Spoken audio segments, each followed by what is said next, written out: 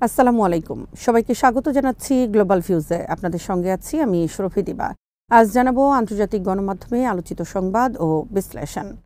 ফিলিস্তিনের গাজা উপত্যকায় দখলদার ইসরায়েলি বাহিনীর উপর আবার প্রচণ্ড আঘাত হেনেছেন প্রতিরোধ যোদ্ধারা।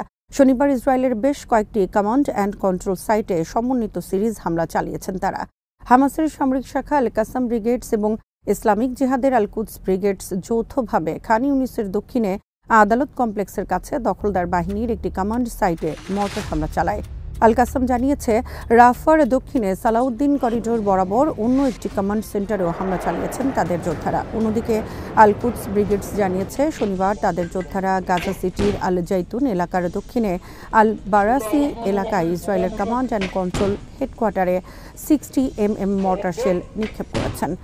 এদিকে ডেমোক্রেটিক ফ্রন্টের সামরিক শাখা ওমর আল কাসিম ফোর্স জানিয়েছে, জাবালিয়া আল বালাদ এলাকায় ফিলিস্তিনি বাড়িঘর ধ্বংসের জন্য দখলদার বাহিনী যেসব উচ্চমাত্রার বিস্ফোরক ব্যবহার করছিল তাদের যোদ্ধারা সেগুলো জব্দ করতে সক্ষম হয়েছেন।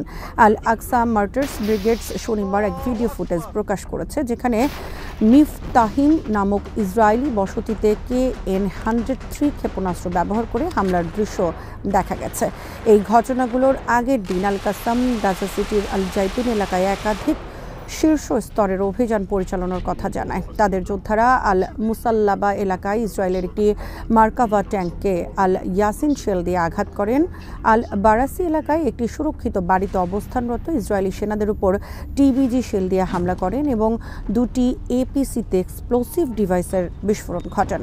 এক ন্যামার APC এবং দখলদার বাহিনীর আশ্রয়ে থাকা কয়েকটি বাড়িতেও আল ইয়াসিন এবং ট্যান্ডেম শেল দিয়ে আঘাত হানা হয়, যার ফলে ইসরায়েলি সেনাদের মধ্যে নিশ্চিত হতাহতের ঘটনা ঘটে।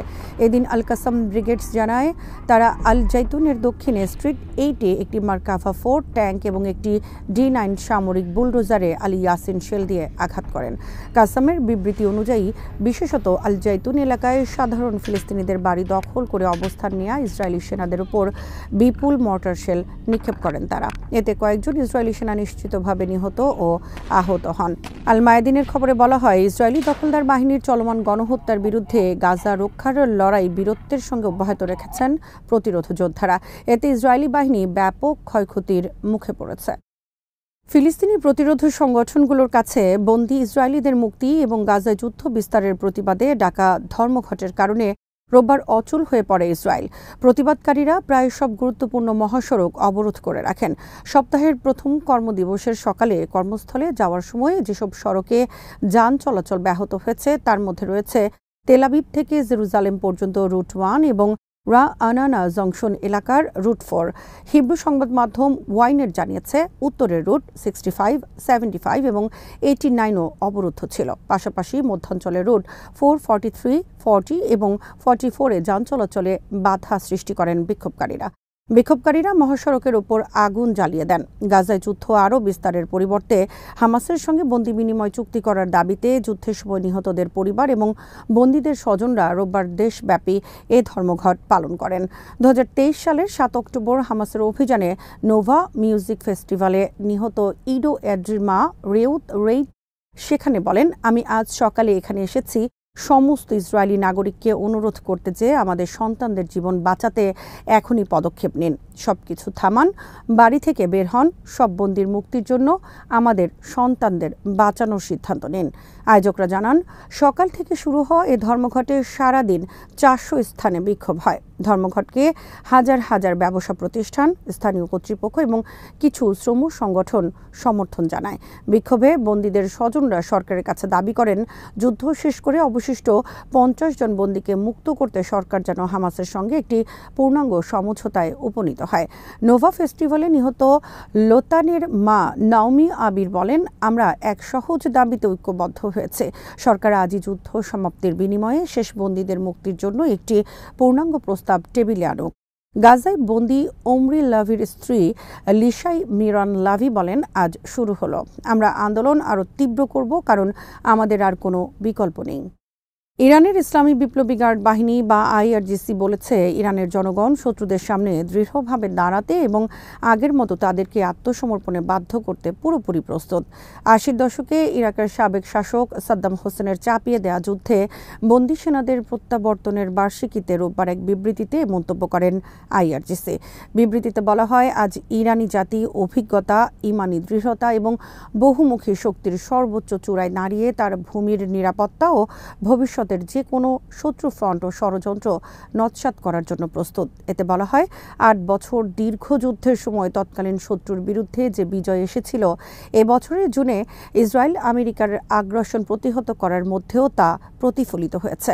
বিবৃতিতে ইঙ্গিত দেওয়া হয়, সশস্ত্র বাহিনীর উপর ইরানি জনগণের ব্যাপক সমর্থনের প্রেক্ষাপটে সেদিন যেমন আগ্রাসীরা পিছু হটতে বাধ্য হয়েছিল, তেমনি জুনের ১২ দিন ব্যাপী আগ্রাসনের সময় নজিরবিহীন মার্কিন সমর্থনের পরও ইসরায়েলি শাসক গোষ্ঠীকে যুদ্ধবিরতির অনুরোধ জানাতে বাধ্য করে।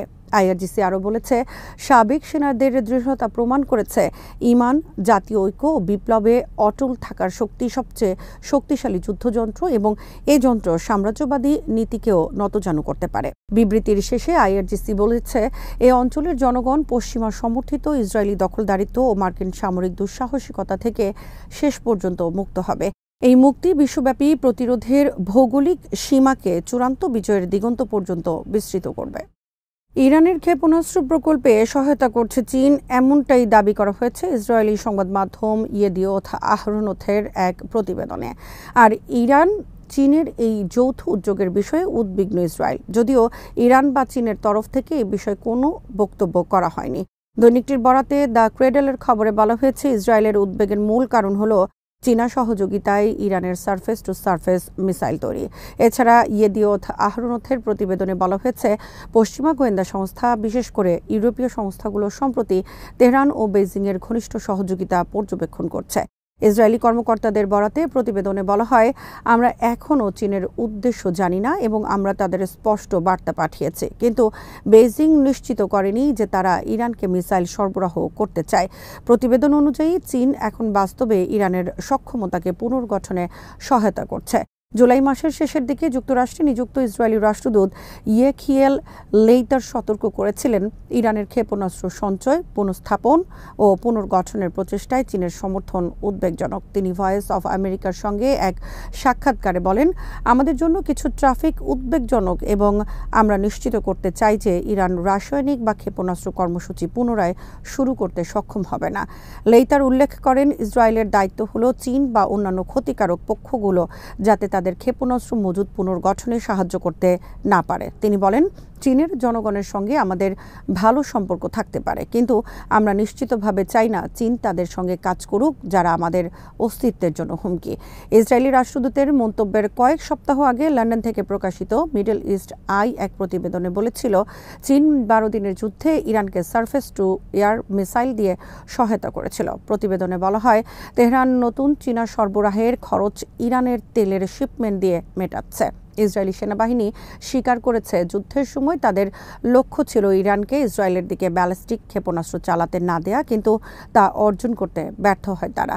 ইরানি ক্ষেপণাস্ত্র ইসরায়েলের বিস্তৃত ধ্বংসযজ্ঞের কারণ হয়ে দাঁড়ায়। গুরুত্বপূর্ণ বিশ্ববিদ্যালয়, গবেষণা কেন্দ্র এবং প্রযুক্তি কেন্দ্রগুলো ক্ষতিগ্রস্ত হয়। কয়েকটি সামরিক ঘাঁটিও লক্ষ্যবস্তুতে পরিণত হয়, তবে মিডিয়ার সেন্সরশিপের কারণে অনেক তথ্য প্রকাশ করা যায়নি।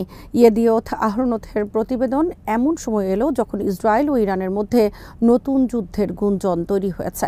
ইসরায়েলি কর্মকর্তারা প্রকাশ্যে ইরানে পুনরায় হামলা করার হুমকি দিচ্ছেন। ইসরায়েলি প্রতিরক্ষা মন্ত্রী ইসরায়েল কাটজ গত 27 জুন ঘোষণা করেন, তিনি ইসরায়েলি সেনাবাহিনীকে ইরানের পারমাণবিক ও ক্ষেপণাস্ত্র কর্মসূচির বিরুদ্ধে পরিকল্পনা প্রস্তুত করার নির্দেশ দিয়েছেন। ফিলিস্তিনের অবরুদ্ধ গাজায় গত 24 ঘণ্টায় আরও 70 জন ফিলিস্তিনি নিহত হয়েছেন। আহত হয়েছেন কমপক্ষে 385 জন। এর মধ্য দিয়ে 2023 সালের অক্টোবর থেকে চলা ইসরায়েলি আগ্রাসনে নিহত ফিলিস্তিনির সংখ্যা বেড়ে 61,897 জনে দাঁড়িয়েছে। গাজার স্বাস্থ্য মন্ত্রণালয় শনিবার এক বিবৃতিতে জানিয়েছে, এই গণহত্যামূলক অভিযানে মোট আহতের সংখ্যা 1,55,660 জন। স্বাস্থ্য মন্ত্রণালয় অনাহার ও অপুষ্টিতে আরও 11 জনের মৃত্যুর খবর দিয়েছে, যার মধ্যে একজন শিশুও রয়েছে। এর ফলে দুর্ভিক্ষজনিত মৃত্যুর সংখ্যা দাঁড়িয়েছে 251 জনে, যার মধ্যে 108 জন শিশু। বিবৃতিতে বলা হয়, অনুসন্ধান ও উদ্ধার প্রচেষ্টা মারাত্মকভাবে ব্যাহত হচ্ছে। অনেক ভুক্তভোগী এখনও ধ্বংসস্তূপের নিচে বা রাস্তায় আটকে আছেন। স্বাস্থ্য মন্ত্রণালয় আরও জানিয়েছে, মানবিক সাহায্য নিতে যাওয়া ফিলিস্তিনিরা হামলার শিকার হচ্ছেন।